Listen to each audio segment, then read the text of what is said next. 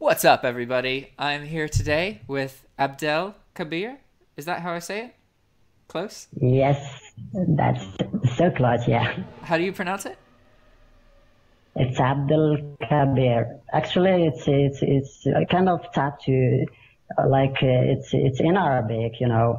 So it's kind of tough to make that switch from Arabic alphabet into English.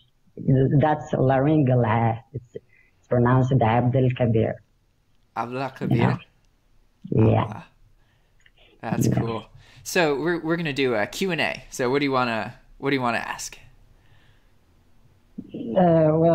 First of all, I would like to thank you, Jack. Thank you for taking time and having this chat video with me. I have a set of questions here about the topic that you saw on the schedule concerning eBay, dropshipping, and sources website. So that's it. Okay.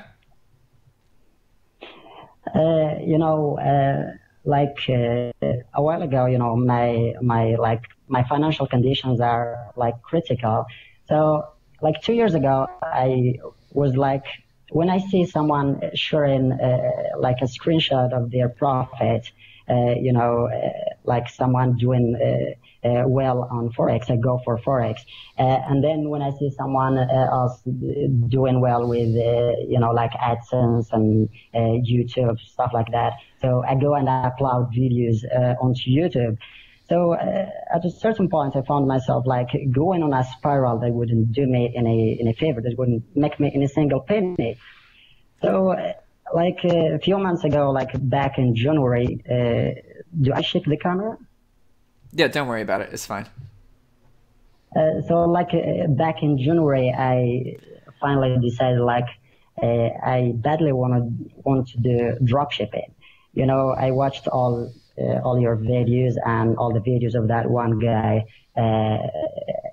Paul Lipsky. Paul Lipsky. I hope I could pronounce. Yes. But still is my last year in university. I graduated last month. Few months ago, 2 months ago or so, I opened a seller account on eBay. I didn't list anything since because it's I want to get out of that jail period. I'm afraid this is the term, that's 90 days where eBay puts you under control or under test or whatever you call it. So I didn't list anything since until few days ago. I listed my first item, and a few hours later, my account was suspended. I gave them a call, and fortunately, I got my account back. By the way, I called them, and there was that one lady who was talking to me, and she asked me about my information. She asked me about my zip code, my email address, my physical address. I provided her with everything, but still she says there is no account with this information. So I didn't know whether those agents are stupid or I'm sorry to say this, but it's true. So she says that there's no account with this information. So I called them back, and this time someone named Paul was talking to me, and it gave me access to my account, temporary access to my account, and they was showing me the mess I did with my first listing, and it was sketchy. My first listing was very, very sketchy. Even the default address, I forgot to change it. The default address means where I'm located right now, like in Morocco. So basically, the item is located in somewhere in Arizona in the US, but it says in the listing that it ships from Morocco.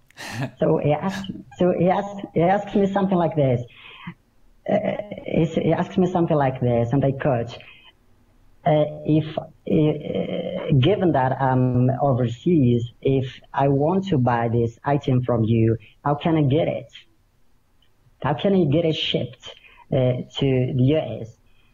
So I didn't really know what to say. So and then I remember something that I selected, you know, when filling up, when I was filling up like the shipping policies, you know. So I see something like the international standard for shipping.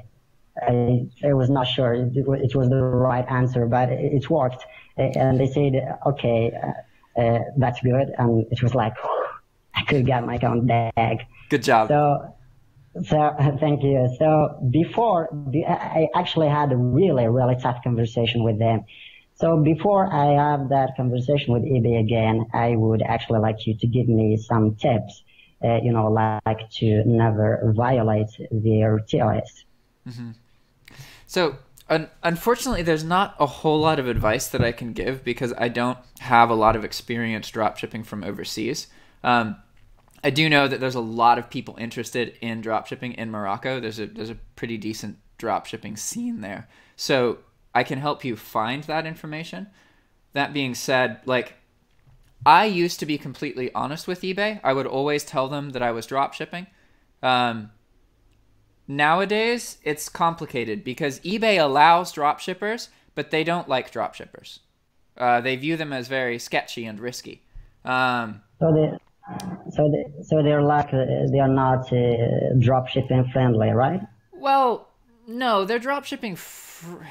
It's weird because like if you look at eBay's policies, they are okay with dropshipping. It's not against eBay's policy. And you can talk to one rep and they love dropshipping. But then you talk to another rep and they hate dropshipping. So you just have to be a little bit careful. But what you did, where you just called again, that's the answer, man. If you ever don't get results that you like, you just hang up and you call back and you talk to a different person. And if that doesn't work, you hang up, you call back, you talk to a different person. Eventually, it will work. It is inevitable. You just have to keep calling, yeah? So in your case, I just want to.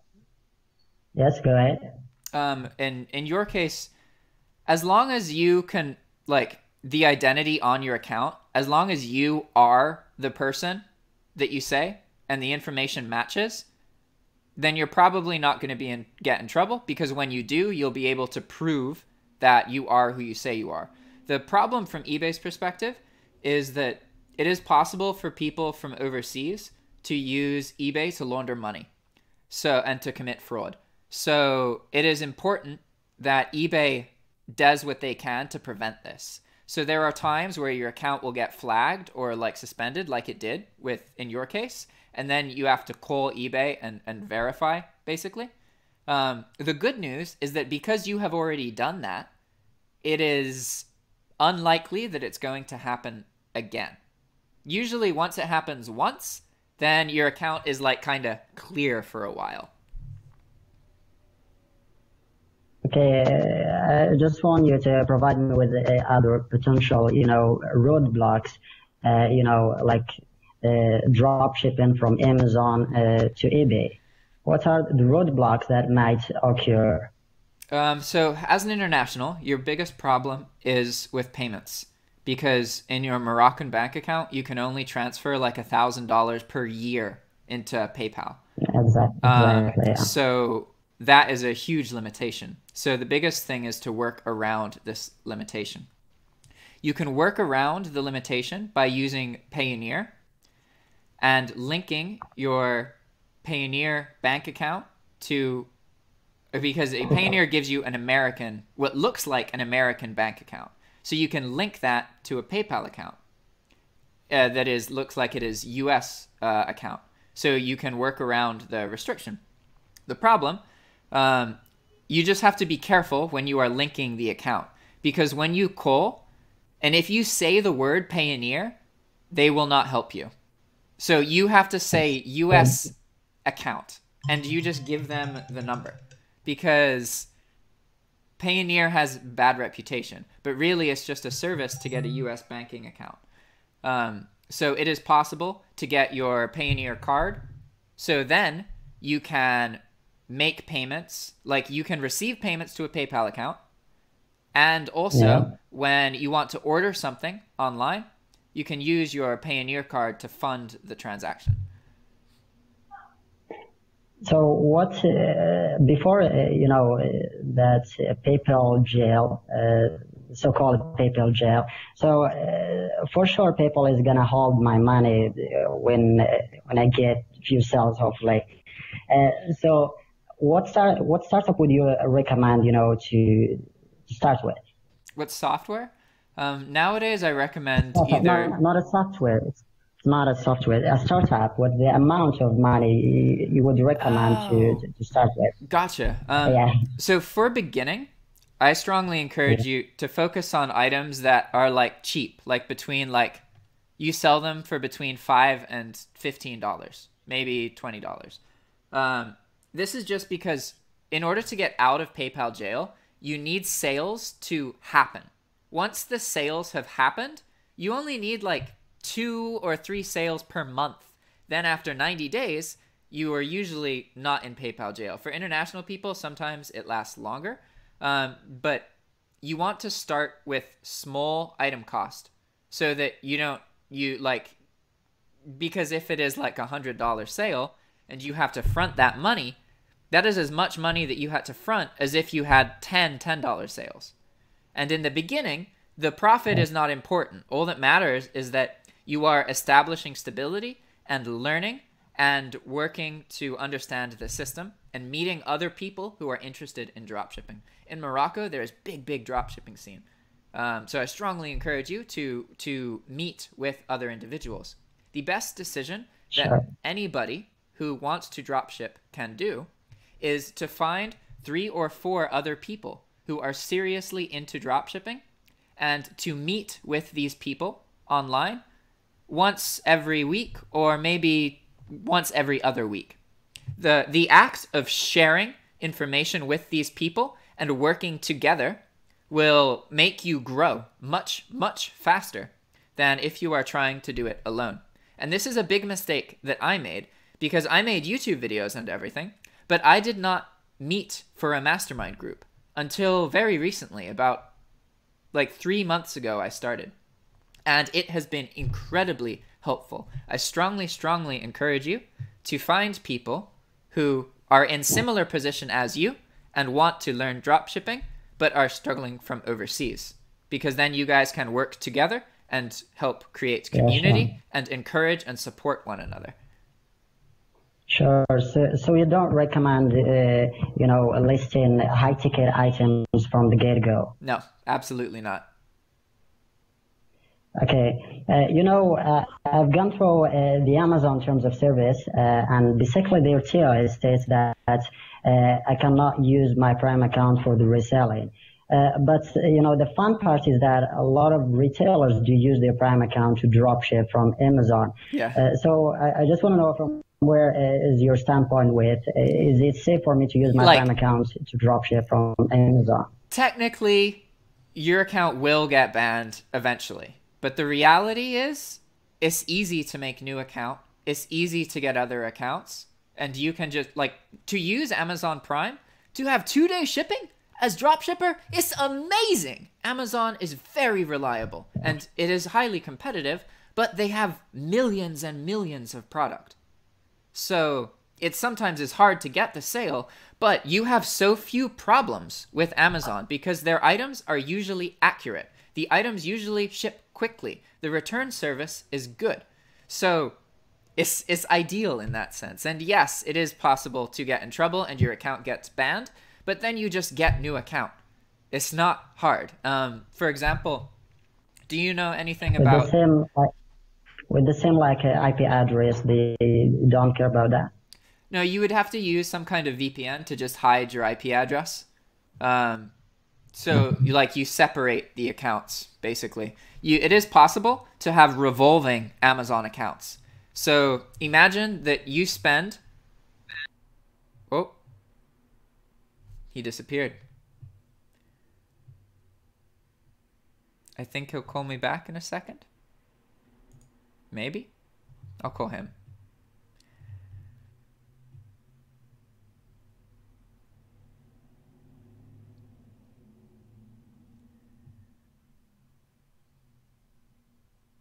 Maybe his internet. Oh, hey! Sorry about that. It was connection issues. I'm sorry. No worries, it's fine. Okay. What was I saying about Amazon account?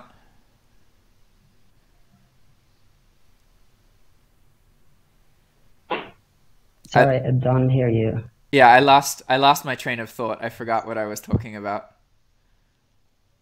We're talking about the Prime account. Can I use Yes, yeah. Yeah, so my Prime account to dropship from Amazon? yeah, I think that it is a good idea. However, understand that eventually Amazon will notice and you will have to make a new account.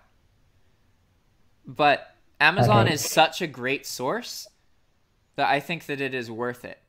And so I was about to explain there is a service. So I do not know if you can access cryptocurrency or you have any experience with that, but there is a website called cardbazaar.io. Okay. I've been. Do you hear me? I'm listening. Do you hear me? Yeah, I can hear you. I was talking about, I was watching, a lot of videos, and I've been, reading a lot of blogs about eBay dropshipping, and I like concluded that how important to take into consideration how big of a factor, being selective about your items, listing any random item is not going to do you any favor. So what are, the criteria that should be met in order to pick a product that's going to be selling really well? So there's two things, one of two things you have to do. You have to do either product research or sniping. If you just blindly post, you are correct. You can't be profitable that way. So with a product research, you would use a tool like ZikAnalytics, and you would study eBay data to see what is selling, what kinds of category is selling, other such things, and you create a system. So you search for this, you find this, and then you post this. Oh, I'm actually surprised. This is the first time I've had connection issues. I mean, like, obviously, quality of the calls aren't so great when people are in, like, foreign countries. But usually the calls don't get dropped. Kind of surprising. Try this again.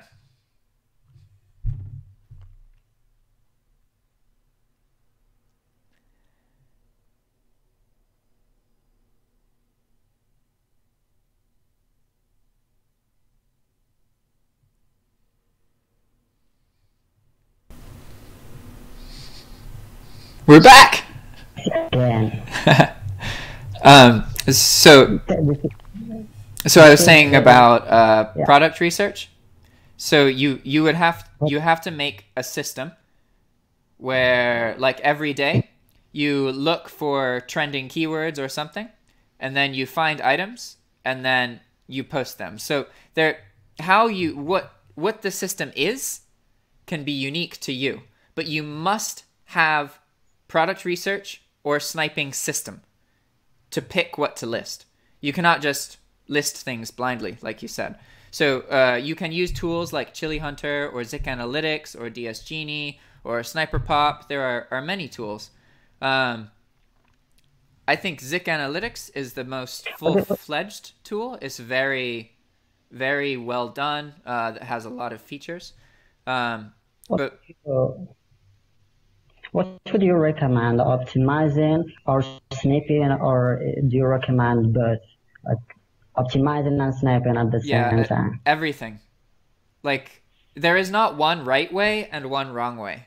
There is many things that you can do to increase the chance of your item to sell. Just because you snipe, that doesn't mean that you shouldn't optimize. You can do both. The thing with sniping is that usually it copies the title from the lister or from the seller. In this case, the title is often already optimized. So you changing the title won't have big effect. However, what I usually do when I would snipe is I would scan sellers, and then I would find the products that they are selling, and then I did not care at all about the price or their title or anything. I would just post the products myself. All that I would do is snipe. Do people...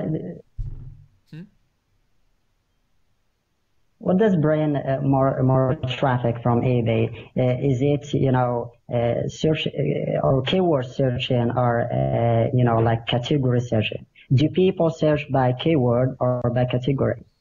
Like digging down into categories to find it's usually keywords. However, I do not know. I know that people use both. You know, maybe it's like 50-50, maybe it's 80%, 20%. I am not sure. I do know that more people search by just going to eBay and then typing something than browsing through eBay and looking through the categories. It's less common, but it does happen. I actually saw a lot of people who play, you know, like the price game, you know, like the undercut each other, you know, like whenever they list the undercut other dropshippers. Would you recommend that? I don't undercut. It's bad for the industry to continuously undercut. But it's complicated because undercutting does produce more sales. However, when everybody undercuts, then nobody wins. So like when traditional snipers who are like cutthroat, what they will do is they will find selling listings and copy everything, the title, the description, everything, and then undercut the price. But you do not need to do that. It is true that you will get some more sales from that, but the reality is that if somebody else is selling the item, that means that there is demand for the item. So you can post the item even if you are at higher price, and it is more likely that you will get a sale than if you had just posted some random item, even though you're not undercutting. So you can snipe and not undercut and still get results. It's very possible.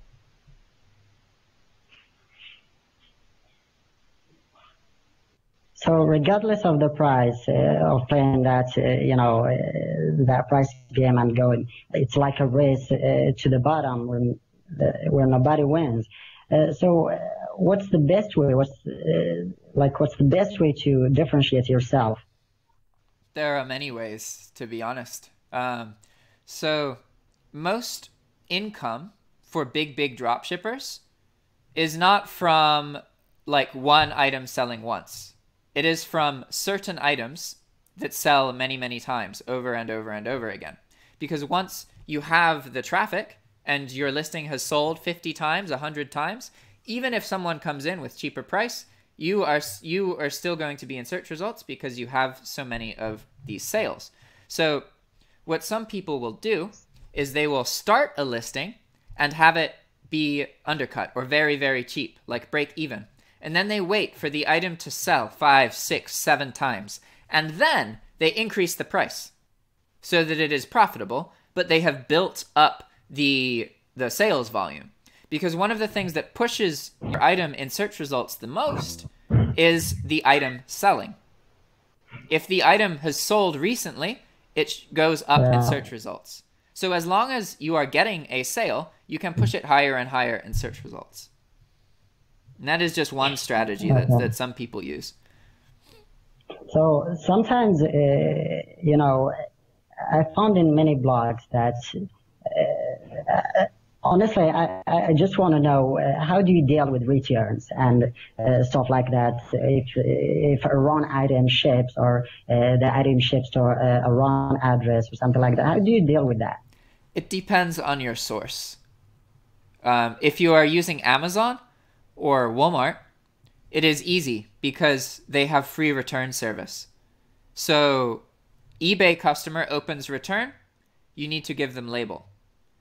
Then you go to Walmart and you open return, you get label. And then you give it to eBay customer. Same thing with Amazon.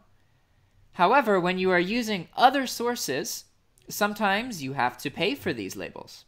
So maybe you lose some money. But if you are using Amazon or Walmart, then you will just, at the end of the day, the case gets put on hold. So your money is put on hold, but you still spent money, right? Because you ordered the item. So you are behind for a little bit. But then the item gets returned and you are refunded. So ultimately, it is like nothing happened, except you will be charged the PayPal fee for the transaction, so 30 cents. But if a problem, if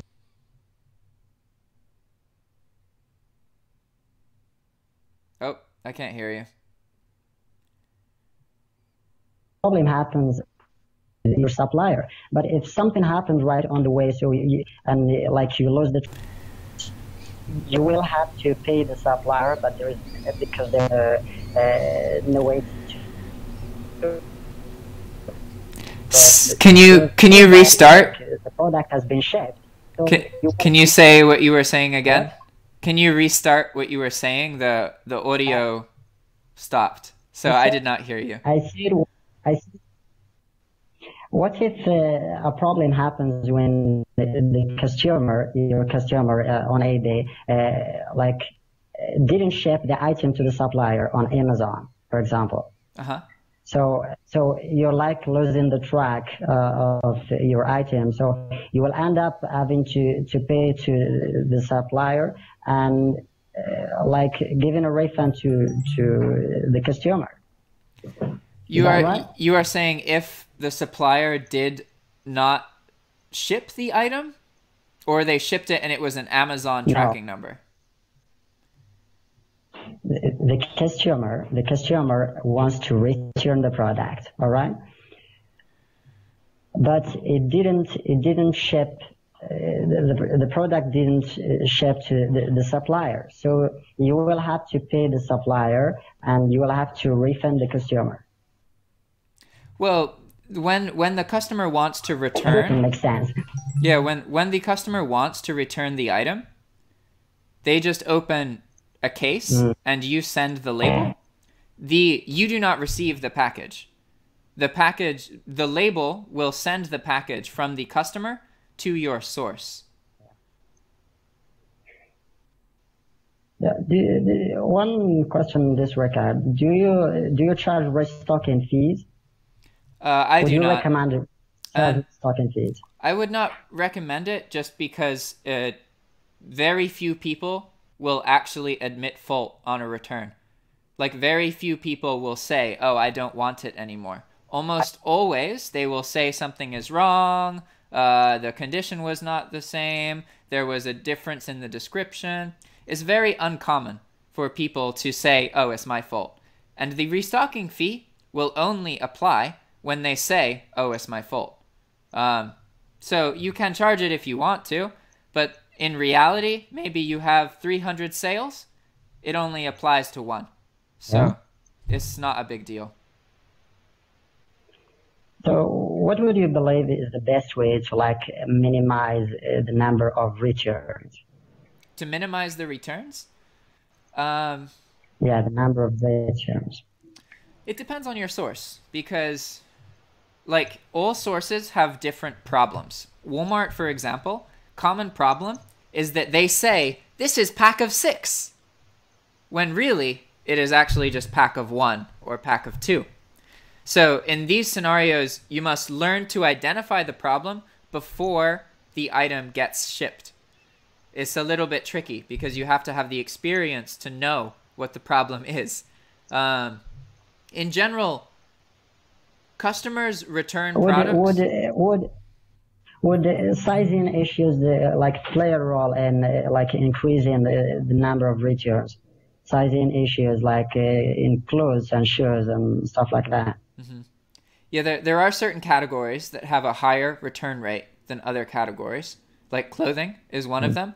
That is just because clothing is in many different sizes. So it's very easy to buy something online and it does not fit you, so you return it. So there are categories that increase return, that you could avoid them if you want to lower your return rate. Also, cost of item directly correlates to return rate. Imagine you buy something, it costs you $15. It's good to get $15 back, but maybe it's easy to lose track of. Imagine you buy something and it costs you $1,000.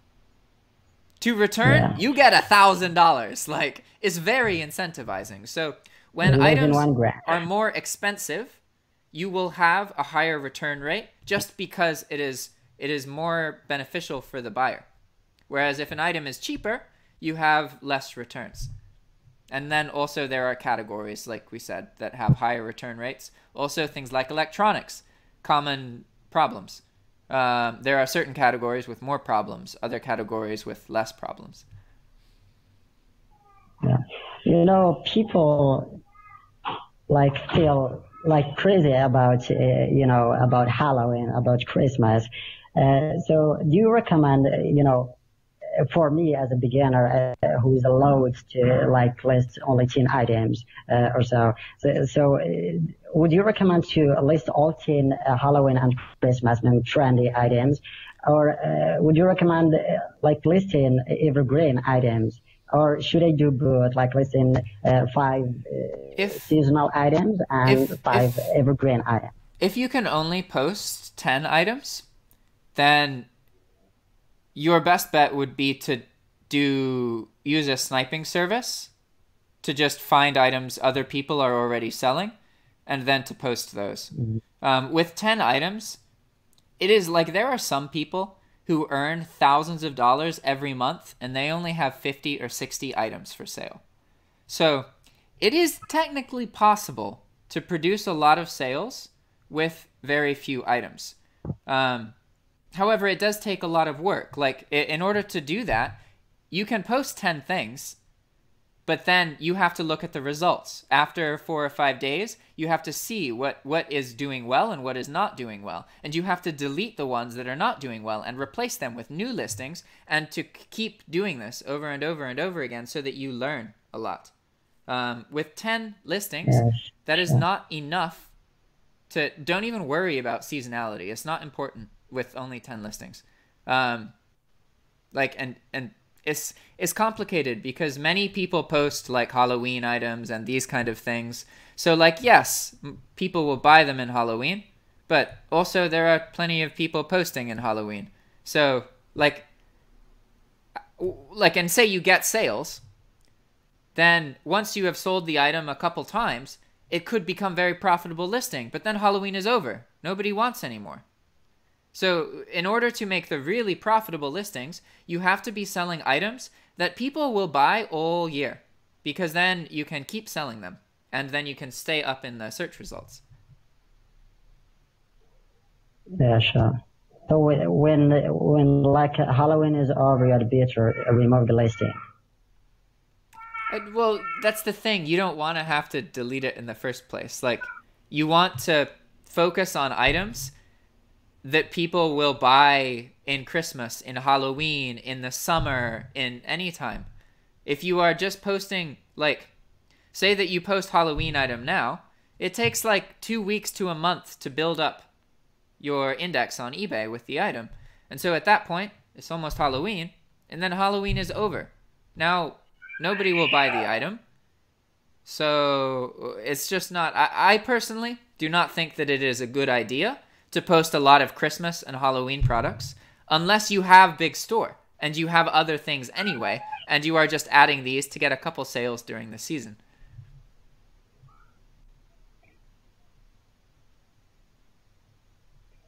You know, I always see a lot of retailers here from Morocco. You know, they are like making tons of money from you know, the use auction style. So is it good to use auction style or buy it now style? You know people who are drop shipping and using auction?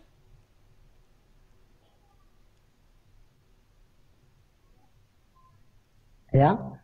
Oh, I've never heard of a drop shipper using auction style before.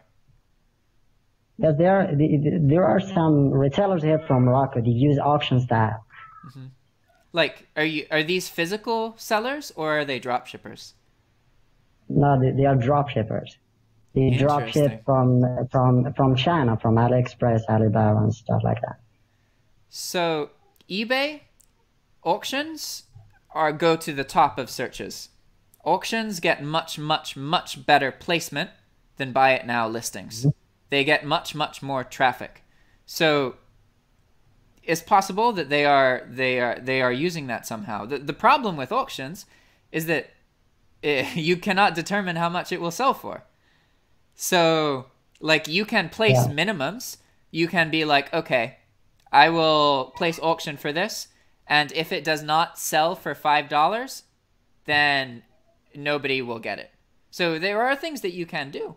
That is interesting. It's definitely, if you are able to dropship and use auctions, you will not have as much competition, because like 99.9% of dropshippers use buy it now, not auctions. Okay, you know, in payment policies, I found this that you can choose either immediate payments or say pay later style. Yeah. And I found in one of Paul's videos, Paul Lipsky, so it talks about this, and they say that when someone like books an order and says, for example, I will pay after 4 days, and for some reason they cancel the order, you will end up like paying the fees of eBay, right? No. So if somebody doesn't pay, they open after like 48 hours, then you can open or unpaid item case. And then if they don't pay within like 2 days or 3 days, then you are refunded your eBay fees. I think you still lose the PayPal fee. I don't know about that. Yeah, and so that can be expensive for some international people. But still the payment is not received on PayPal because they didn't pay yet. Yeah, that's true. Yeah, so it doesn't matter. You do get your eBay fee refunded when somebody doesn't pay, but it does take like a week or two, and you have to make sure that you do it. It will not happen automatically unless you set up the unpaid item assistant. Okay, now I just want to know, in case I did another mess with eBay, and like I wanted to open another store. So what do I need to change, like to open another account on eBay? Can I use like the same PayPal account? Yes, but if you use the same information, they will be linked accounts. So if one gets banned, the other gets banned as well. You can't use the same PayPal. Supposing the first one got banned. So how do I avoid banning the second store? You would have to have it unlinked. So this means that you have to learn to use a tool like multi-login app. There are many, many ways that companies try and identify you online. This includes things like IP address, billing address, screen resolution, many, many, many factors.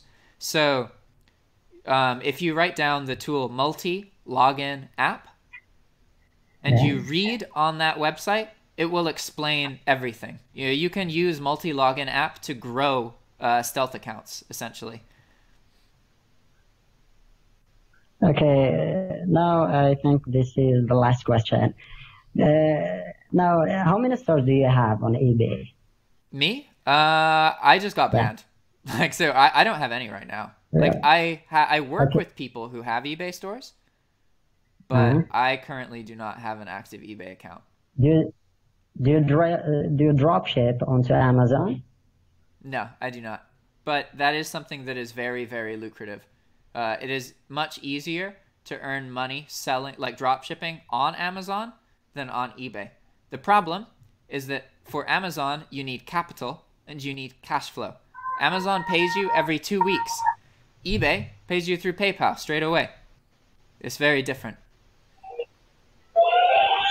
Would you recommend drop shipping for Shopify? I would recommend drop shipping on eBay, drop shipping on Shopify, and then drop shipping on Amazon in difficulty and risk. So Amazon is, well, they can all be very profitable. The problem with Shopify is that you must be very good at getting traffic to your store, because you can make amazing Shopify store with awesome products and it looks amazing, but nobody visits your store, so nothing sells. It's very common for people to make a Shopify store and then nothing happens because they have to spend $50 on advertising campaign and then they earn $40. That's common. It's common experience. So to do it properly, it takes a lot of work, and you really need to know what you are doing. And also the thing with eBay, I guess, is you can like list different items from different categories and different niches. But on Shopify, if you start with one niche and you feel like in Facebook ads, you will end up ruining the whole store. Is that right? Kind of, yeah. Like with Shopify, you want a specific store of a certain category. Like you only sell jewelry or you only sell camping equipment. Because the reality is that many people in America, they love to shop. They find it fun. So what you are making is a website for them to have fun with and buy products. See? Whereas, what was I going to say? I lost my train of thought. Okay, I think that's all the questions I have. What do you do for quarter four? Say it again? Quarter four. How are you doing with quarter four? Oh, Q4. Quarter four? Q4? Yeah. Well, for me, my eBay account just got banned like 5 days ago. So yeah, I forgot. For me, what I am doing is I am working with my programmer friend who also has big eBay store. It's like clone of the eBay store I had. So I'm just working with him to get more expensive items on that store for fourth quarter. But it's very possible his account will get banned too. Like, who knows? It's hard to manage 100,000 items. Like, it's not something that I recommend to anybody. It's very hard, very stressful. And there are so many things that can go wrong because, like, 100,000 is big number. Very big number. Now, I would never, like, if I redid eBay, I would never go past 10,000. I would only keep it at Anchor Store. It's just $300 a month. That's okay. Wait, like $3,000 a month? Fuck that. Oh, that's awesome. Well, I think that's all the questions I have. So I really thank you. I appreciate you answering all these questions. And I will definitely check out this video again if you post it. And if you didn't post it, make sure that you send it to me because I'll post it, it's like I got information overload here. So thank you. No worries, man. Great to chat with you. Thank you very much. Wait, how do I say goodbye in Arabic? إلى اللقاء. اللقاء? Talla. Like it's in Moroccan Arabic because we have the classical Arabic and we have Moroccan Arabic. So in the classical Arabic, it's إلى اللقاء. All right. And in the Moroccan Arabic, it's like Slama. Slama? So Slama. Slama. Thank you very much. You said it well. Cool. Thank you. Thank Slama. you very much. Slama. Talla. Bye.